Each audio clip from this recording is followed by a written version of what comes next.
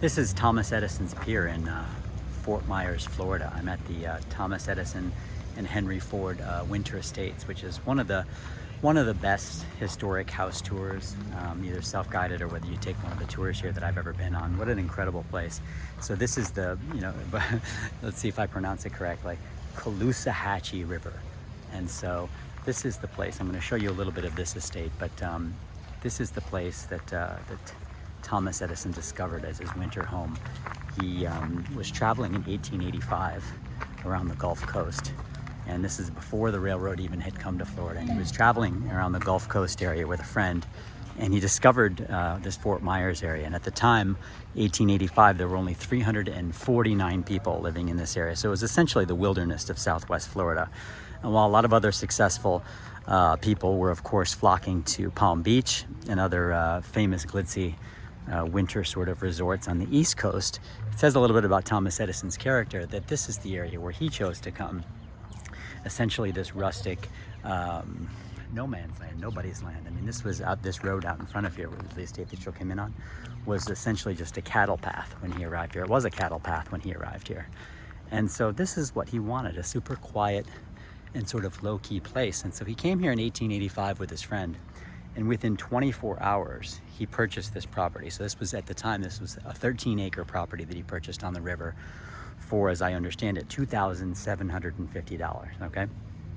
So let's start over here. We're gonna go into and take a quick look at Thomas Edison's study, which I like this building a lot. In the meantime, I'll remind you, obviously, this famous inventor of who he was. He was born in Ohio in 1847, and the family moved to Michigan. And apparently he was, I don't know if we can say homeschooled, but essentially he was taught by his mother pretty much everything he knew. And he was also a voracious reader, and he was quite an entrepreneur, I guess, from a young age, because he used to, when they moved to Michigan, take the train back and forth to Detroit, and he would sell newspapers and candy and things like that on the train. And so this is the study. You get a little bit of a look at this place here. And zoom in a little bit. And there's this desk. And this whole estate is restored to how it would have looked in 1929, and I'll explain the significance of the date 1929 in a little bit. But so in any event, he was an entrepreneur from a young age, and by the time Thomas Edison was 21 years old, he got his first patent, which was some sort of machine to for electors, for legislators to tabulate votes. Although it didn't prove to be commercially successful, because it somehow didn't allow for legislators to filibuster. And so he learned a valuable lesson from that, though, at age 21, even though he got the patent, was that it was not commercially viable. So he vowed from then on, before getting too deep into any inventions, that he would determine the marketability of any product. So even though it wasn't a success, it was ultimately a good experience for him. And then a year later, at 22, he made a successful patent. And so this was for a stock ticker. And he later sold this for $40,000, which is the equivalent to like $500,000 in these days, right? So he's already 22 years old. He would later go on to, I think it was 1,093 total patents that Thomas Edison had in his lifetime. And now this is the start of his formal estate here, which became, excuse me, known as Seminole Lodge, is what he called this place. And so, again, here's your view here. You've got some bamboo trees. All of the trees in this property are just amazing. But so let's talk about Edison and then how he came to know Henry Ford here. So I'm going to sit down for a minute, and we'll talk here a little bit as we just take a little bit of a breath. So Ford and Edison met each other years later. So Edison is about 13, I think, or 14 years older than Henry Ford, and they met in some sort of an electrical convention. And later on, Henry Ford actually worked for Thomas Edison in Detroit before he became the automobile entrepreneur and inventor that he was. But anyways, they stayed in touch, and eventually, I believe it was 1914. So they were, Edison and Ford were pretty good friends. They stayed in touch. Around 1914, Henry Ford came here on a sort of a road trip with a friend of his to see Thomas Edison. And he loved the place. And they also went on a trip to the Everglades. And Thomas Edison ended up purchasing, you'll see his home down here, but he ended up purchasing the adjacent property. And so apparently he got 4 acres for about $20,000. So all those years before, 1885, Thomas Edison was able to purchase 13 acres here on the river, for $27.50. The price went up by the time Henry Ford got here. Although this house that you see here, they didn't start living here, I believe, until about 1906, because he purchased the property in 1885, but it took a long time. We're looking at Thomas and Mina's bedroom, by the way. And so Mina was his second wife, Edison. His first wife died pretty young. They say possibly of tuberculosis or a morphine overdose. But just while you have a look at this room, I'll talk a little bit more about this. So Henry Ford, so it was, by the time he purchased the property in the acreage in 1885, it was another 12 years before Thomas Edison even came back to Fort Myers. So he didn't come here for 12 years, but then around 1901 or so, he became a regular visitor. And between about 1906 and 1910, this Seminole Lodge, as he called it, really began to take shape. And so his friend, Henry Ford, comes 1914, and he purchases the adjacent property. And then by 1916, his estate is ready too. And over the course of the next 10 years or so, Henry Ford, Thomas Edison, Harvey Firestone, and a couple of other of their male friends would go on over a period. Every summer they would go on what they called a camping trip to different places. And the purpose of this was to, at least from Ford's perspective, was to determine sort of the viability or the state of America's roads and what the travel picture looked like of trying to travel around the country.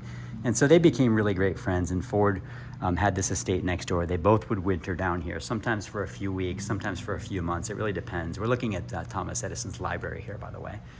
And so this great friendship formed, and they had sort of this club, this summer traveling club, which they called themselves the Vagabonds, right? And by the way, what a great porch this is, too. How would you like to have a porch like this with this view of the river? And so this is what Thomas Edison, of course, when they lived here, there was no air conditioning. People say that one of the guides here joked that if the Edisons had come here ever in the summertime, which they never did, they only came here in the winter, Thomas Edison probably would have invented air conditioning, but he never did. It was only here in the winter when the weather was good. So anyways, I digress. They had this group of like sort of men, this men's club where they go on these summer road trips. They called themselves the Vagabonds, and it really sort of strengthened Henry Ford and Thomas Edison's bond together. And their wives apparently liked each other quite a bit too. Mina was the second wife of Thomas Edison. As I said, his first one died fairly young. And of course, Mina outlived Thomas Edison too. So Thomas Edison died in 1931. But before he died, I mentioned to you the significance of 1929, and why this place is restored to 1929 era. And by the way, the furniture you're looking at is the actual furniture that the Edisons used here. And so you're seeing the real deal. We're coming around to the front porch now, and I'll show you what the exterior of the place looked like. But anyway, Thomas Edison's real last project was a collaboration with Henry Ford and Harvey Firestone. And what they wanted to do was they wanted to develop a source of domestic rubber. And so this was important to them because the U.S. was getting all of its rubber from other countries, and they thought that it was important for the U.S. to have a domestic source of rubber. And so at this point, 1929, I believe, Edison was about 80 years old. So this is really his last project. And so they built this laboratory here, the three of them, Ford, Edison, and Firestone. They built this laboratory, which is right across the street. Actually, it's I believe the original lab was moved to Greenfield Village, where the museum that Henry Ford has. But they built this lab, and they studied 17,000 plant specimens, as I understand it, in order to try to develop a source of domestic rubber. So this was like Edison right until the very end. I'm just showing you some of these banyan trees and this main road out here, which was the cattle path and is now a very busy road. See all these palm trees that line this road? This is Thomas Edison's brainchild as well. So I'm going to show you this little walkway here too. So rather than just have a guest book, when they would have treasured visitors come to visit the Edisons, they would give them a stone out here with their names on them. So you see, isn't that kind of a nice touch? You can see that here. But anyways, these tall palm trees all lining this busy boulevard out here in front of the place were all planted by Edison as well too. And you can see sort of the front of the house now here a little bit.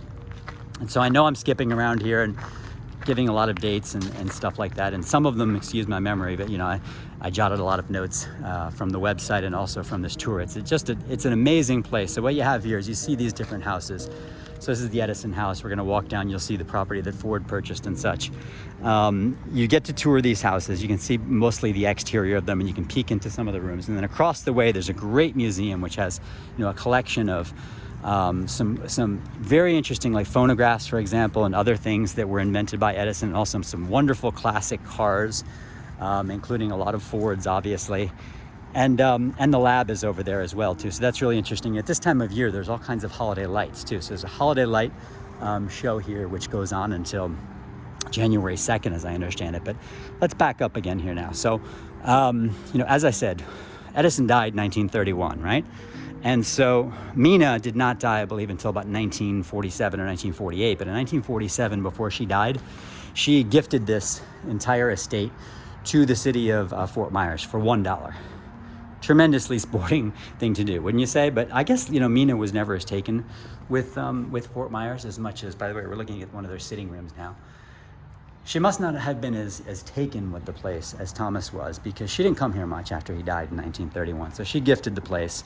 The Fords did not do so. They did not gift the place to the city of Fort Myers. So that was not until 1988. In 1988, apparently, the city of Fort Myers, whoever had owned this property in the interim, sold it to the city of Fort Myers for the price of $1.5 million. Now, as I understand it, Ford bought this place, as I said, for $20K in 1916, right?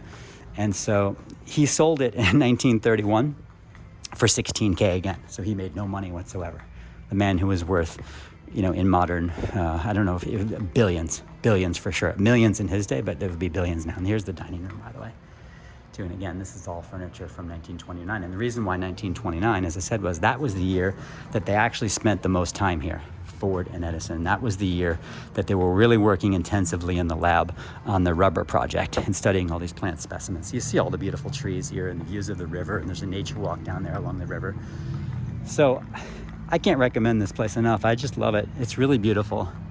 It's extremely pretty, as you can see, especially on a beautiful night like tonight. You come here, the sun should be setting pretty soon. But we're gonna walk down here a little bit too, so you can get a little peek at Henry Ford's house. Edison's a little bit bigger, Seminole Lodge. Now Ford's was called Mangoes. And so Seminole Lodge is a little bit bigger than Mangoes, but both super nice, as you can see here. There's a number of statues on the premises too. I believe this is a statue of Henry Ford. Across the way, there's a great statue of Edison and also of Mina over by some beautiful banyan trees. So let's take a look at Henry Ford's statue here and his house, his estate. So, and here's a car exhibition too. There's a lot of classic cars, but there's even more across the street. So,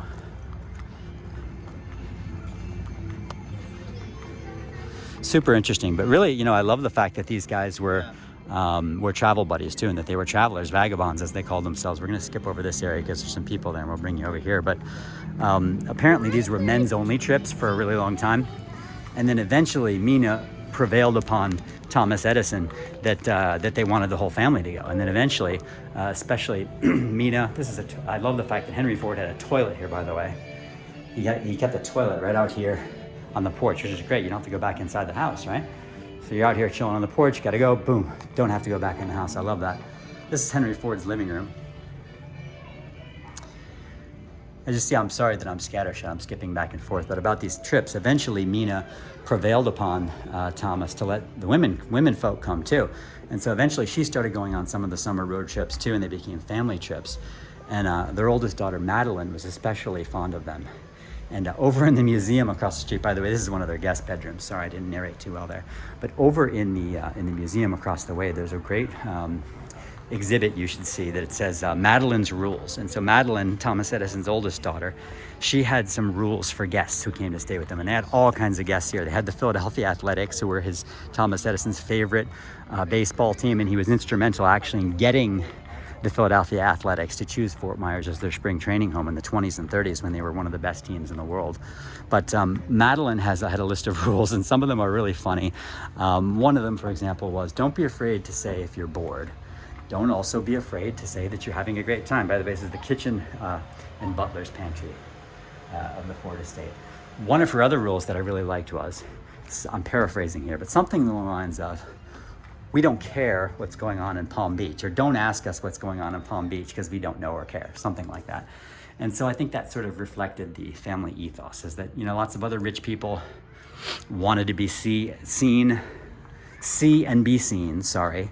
By the way, this is the secretary's bedroom, Henry Ford's secretary's bedroom in Palm Beach, but the Edisons were not like that. They were happy to be out here in what was essentially Nowheresville, right? A beautiful place, but one that had not been discovered yet, right?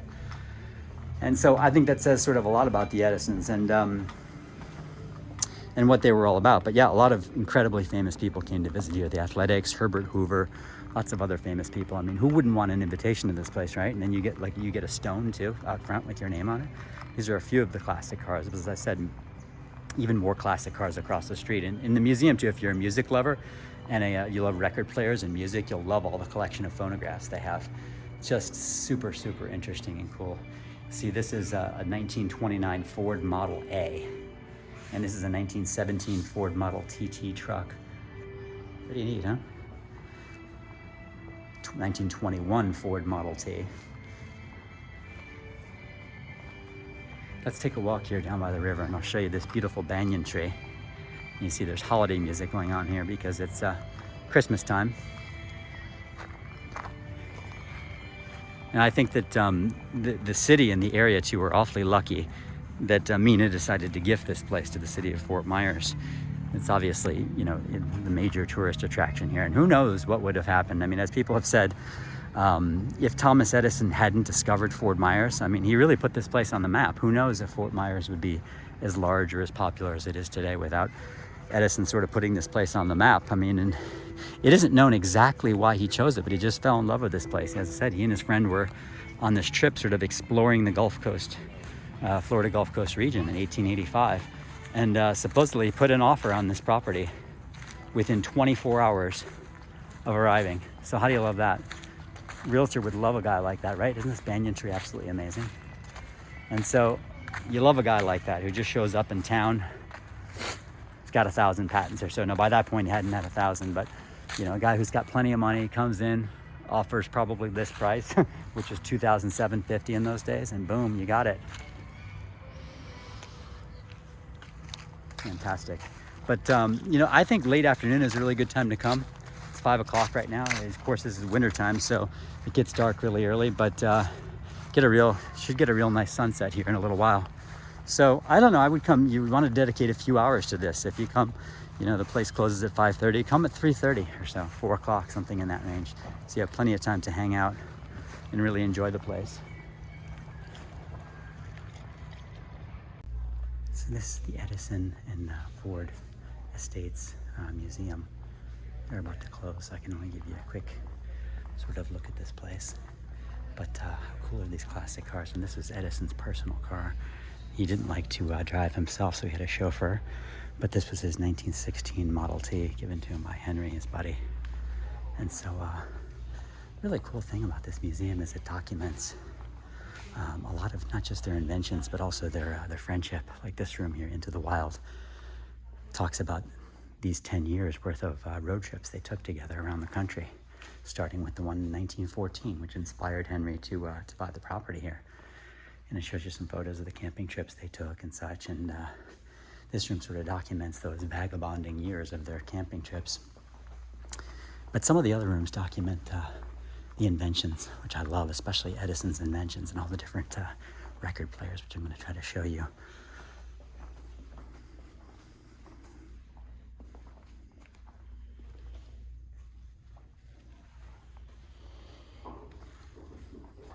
May I have your attention, please? The time is 5:30 and the Edison Ford Winter Estates Lab and Museum is now closed. No. Once again, the time is 5:30 and the Edison Ford So as I said, this is going to be a quick look, but check these record is players now out. closed. Thank you. 1917, 1913, 1915. Look at this one.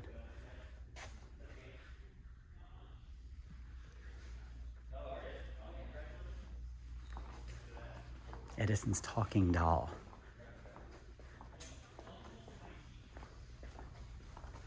More. I think I'm gonna have to come back here a few times, more phonographs.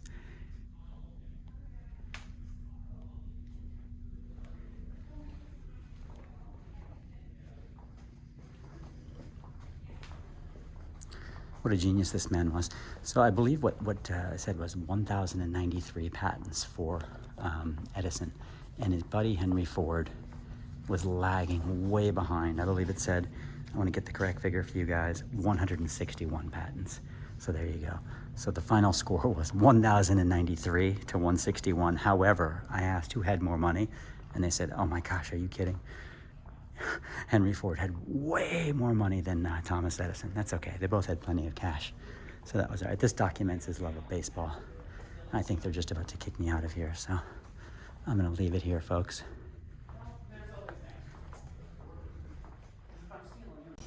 One last place I want to show you here at the Edison estate, and that is the Edison family swimming pool, which was built in like around 1911. And supposedly it was one of the first residential swimming pools. Look at that, even a diving board here. One of the first residential swimming pools in the US, supposedly. And Edison's kids loved to go swimming, and apparently before they had their own pool here, they had to go down to the Royal Palms Hotel in downtown Fort Myers, which was, gosh, like a mile away. And so why not have your own pool here just overlooking the river, right? Just terrific.